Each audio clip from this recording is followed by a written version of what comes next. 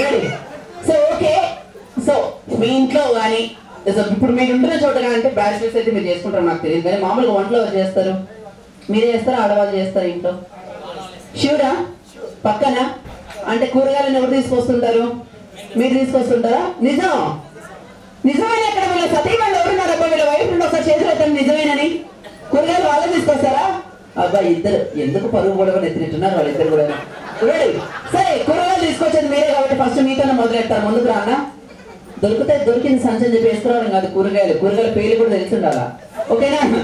ఒక్క నిమిషం టైమర్ పెట్టుకుంటాను. ఒక్క నిమిషం టైంలో ఎన్ని కూరగాయల పేర్లు ఎవరైతే ఫస్ట్ గా చెప్తారో వాళ్ళకు విన్నర్ గా కన్సిడర్ చేస్తాను ఈ రౌండ్కి. ఓకేనా? రెడీ? 3, 2, 1 గో. కూరగాయల పేర్లే చెప్పాలన్నా, మాంసము చికెన్ మటన్ చెప్పకూడదు. రెడీ? ఇక అన్ని కాయల పేర్లు చెప్తున్నా, చెప్పును కూడా. రెడీ?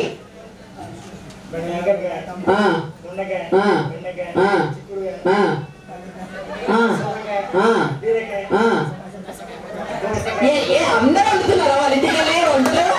అందరు ఎత్తురు ఆయన చెప్పమంటే అందరూ కలిసి వెళ్తారు మార్కెట్ కి. అన్ని చోట్లకి అందరూ తీసుకెళ్తావా, ఒకటి వెళ్తావా? అది చెప్పు మరి అయితే. రెడీ?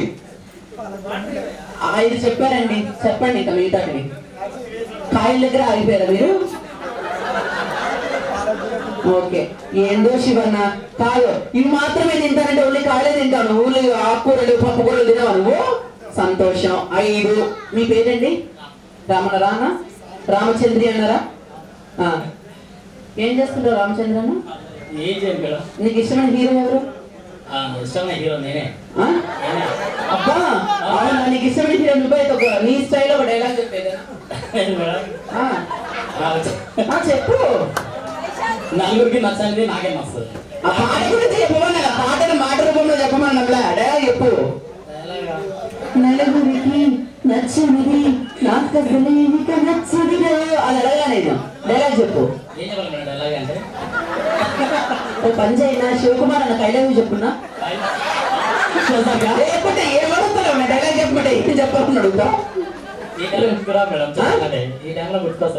సరే ఏదైనా ఒక మంచి డైలాగ్ చెప్పు, మా కృష్ణవేణి డెడికేట్ చేసేస్తాను. కృష్ణవేణి నిల్చో అమ్మ ఎదురుగా చెప్పు. ఐ లవ్ యూ చెప్పు.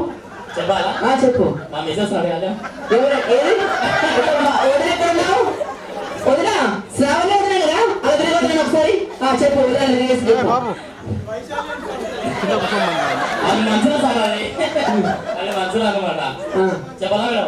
చెప్పమని చెప్తున్నాను నా పైసలు పట్టివి అని ఇష్టం చెప్పమ్మా. కూర్చో.